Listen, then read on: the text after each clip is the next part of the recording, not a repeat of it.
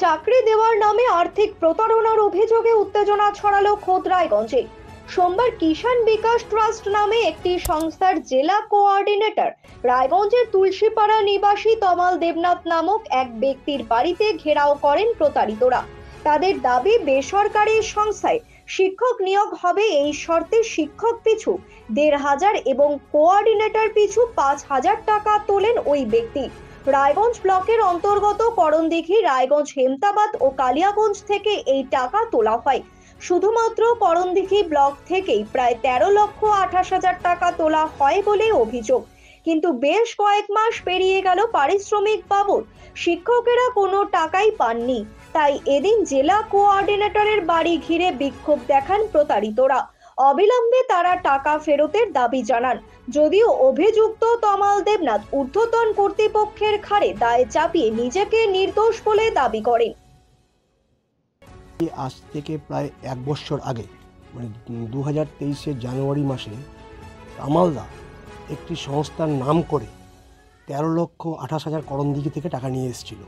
তার এগেনস্টে বলেছিল যে ৩০ জন মহিলা, মানে একজন টিচার কোঅর্ডিনেটরের এগেনস্টে ৩০ জন মহিলা করে সেটেল করতে বলেছিল, যেটা আমরা করেছিলাম। সেই হিসাবে একজন টিচার কোঅর্ডিনেটর ৫০,০০০ টাকা করে টাকা দেয়। টোটালে ১৩,২৮,০০০ টাকা নিয়ে আসছিল বলেছিল। আমরা আছি ওখানে হচ্ছে ৩৬ জন কোঅর্ডিনেটর আছি। ঠিক আছে, ৩৬ জন কোঅর্ডিনেটর ৫০,০০০ টাকা করে আমরা দিই, শুধু করণদিঘি ব্লক। সেখান থেকে বলা হয়েছিল যে প্রত্যেককে ২,৫০০ টাকা, প্রত্যেক টিচারকে ২,৫০০ টাকা করে, টিচার কোঅর্ডিনেটরকে ৫,০০০ টাকা করে এটা বেতন দেওয়া হবে। কিন্তু আমরা দীর্ঘদিন তামালদার সঙ্গে যোগাযোগ করি, সেই টাকাটা দিতে পারেননি, সেই কোনো বেতন বা কোনো স্যালারি আমরা পাইনি। সেই মতো অবস্থায় আমরা দীর্ঘবার তামালদার বাড়িতে আসি, তামালদাকে বলি আমাদের কোনো ব্যবস্থা করে দিন। উনি দিতে পারেননি, উনি এটা ওটা বলে কোনো রকমভাবে আমাদেরকে বুঝিয়ে পাঠিয়ে দেন। কি সংস্থার নাম করে টাকা? কিষাণ বিকাশ ট্রাস্ট। কিষাণ বিকাশ ট্রাস্ট। এটার কাজ কি ছিল? কাজ ছিল যে ৫ জন বাচ্চাকে পড়াতে হবে। একজন টিচার ৫ জন বাচ্চাকে পড়াবে। এটা কতদিন পড়াশোনা চালিয়েছেন আপনারা? আমরা চালিয়েছি মোটামুটি ৬-৭ মাস চালিয়েছি। আপনারা এই বিষয় নিয়ে ঊর্ধ্বতন কর্তৃপক্ষ কারোর সাথে যোগাযোগ করেছেন? অ্যাকচুয়ালি এটার কোনো ঊর্ধ্বতম কর্তৃপক্ষ নেই। আমরা পরে যখন জানতে পারলাম যে এটার কোনো ঊর্ধ্বতম কর্তৃপক্ষ নেই, এটা টোটালটাই হচ্ছে ৩ জন মিলে, এটা একদম একটা তৈরি করা চিটফান্ড। তার মধ্যে তামাল দেবনাথ রয়েছেন, আরও ২ জন ব্যক্তি আছে, তাদের সঙ্গে আমাদের কোনোদিনও পরিচয় হয়নি, দেখা কোনোদিনও হয়নি।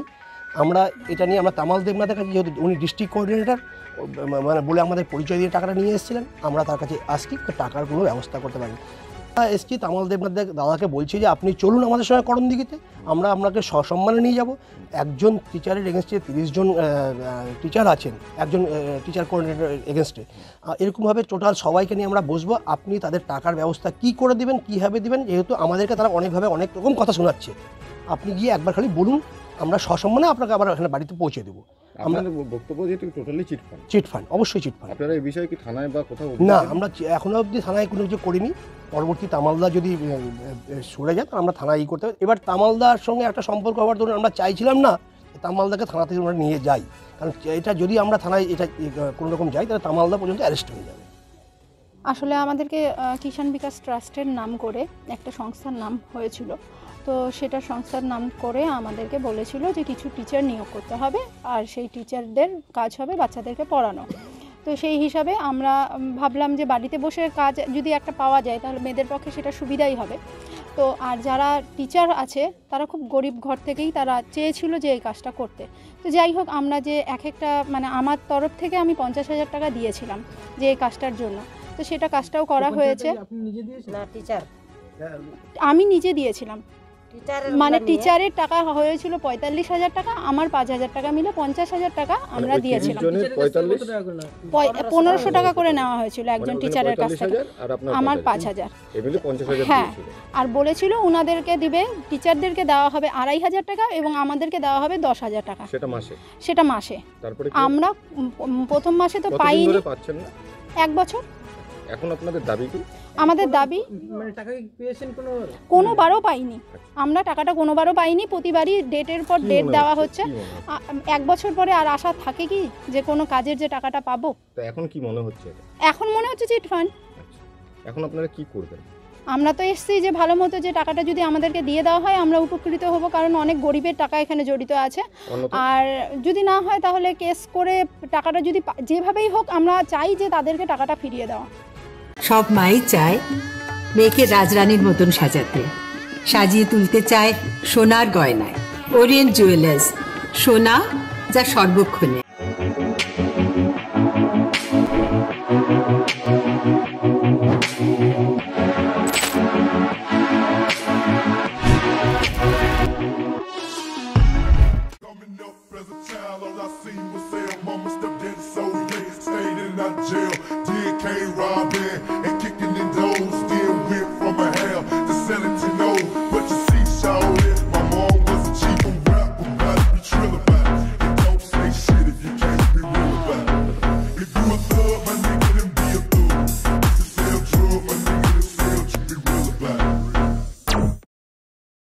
ছোট ছোট অনুভূতি স্মৃতিগুলো থেকে যায় সব সময় আদরে। কুকু কুকু কিরে হলো? আসছি। লকডাউন সময় তো হয়ে এলো। কিছু স্মৃতির ভাজেই তোলা থাকে শুভারম্ভে প্রাপ্তি। 50 বছরের অভিজ্ঞতায় অগ্নিশ্বর জুয়েলার্স, নিখুঁত গয়নার কারিগরি। Agnishwar jewellers, NS road, Raiganj. Wait, so this was your wedding look? Oh my god, Tammy, you look pretty.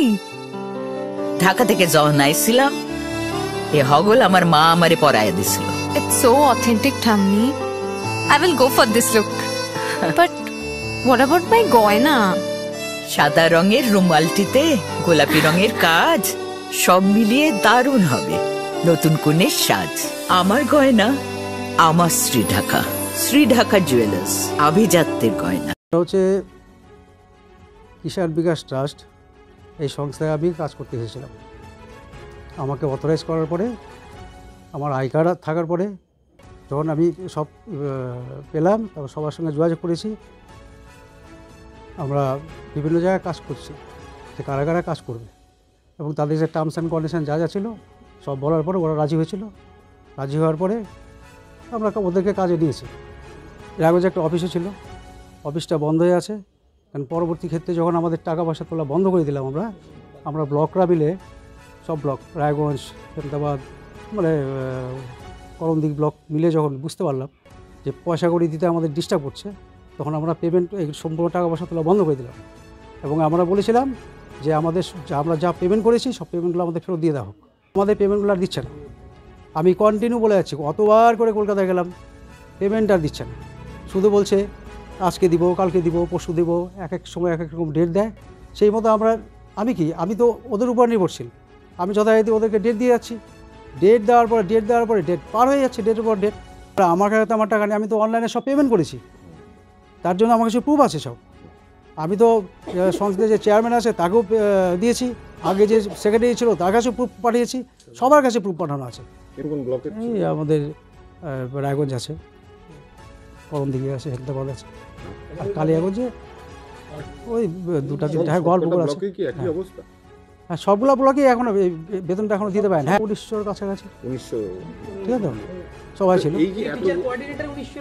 না, টিচার কোঅর্ডিনেটর, হোম টিচার ছিল 1900 মতো, ঠিক আছে তো। আর কোঅর্ডিনেটর কতজন? কোঅর্ডিনেটর প্রায় এই 50-56 মতন। কিছু প্রশ্ন আমি কোত্থেকে টাকা, আমি তো সব অনলাইনে পেমেন্ট করেছি, সংস্থাতে অস্বীকার করতে পারবে না, কারণ আমার কাছে প্রুফ আছে। আমি পেটিএমে, তারপরে গুগল পে থেকে সব পেমেন্ট করছি। না, সে তো তার প্রমাণ আছে, তার যথেষ্ট, কারণ ওদের প্যান কার্ড আছে সংস্থার, ঠিক আছে তো। কিষাণ বিকাশ ট্রাস্টের প্যান কার্ড আছে, রেজিস্ট্রেশন আছে, এভরিথিং সব কিছু আছে। কিছু করার নেই।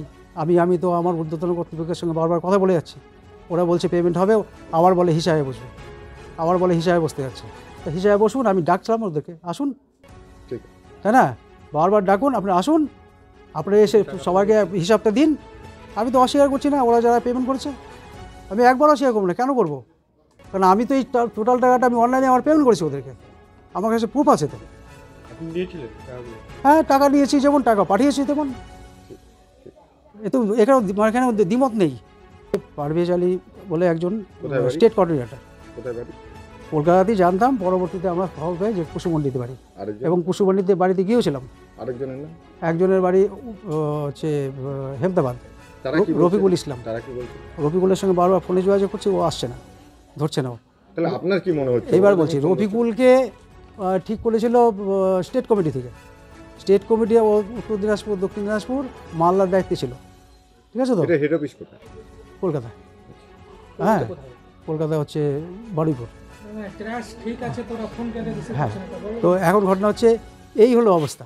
আপনি এখন কি করবেন তাহলে? এখন আমি তো ঊর্ধ্বতন কর্তৃপক্ষ যারা আছে ওদের সঙ্গে যোগাযোগ করছি, আপনি পেমেন্ট দিলে রায়গঞ্জে আসুন, ওদের সঙ্গে নেগোসিয়েশনে বসুন। তো থানায় যাওয়ার হ্যাঁ নিবে, তো আমি বললাম তো যা যা আছে সব স্টেপ নিবে, আর আমি তো আমার প্রমাণ দেখানোর জন্য আমি রেডি হয়ে আছি।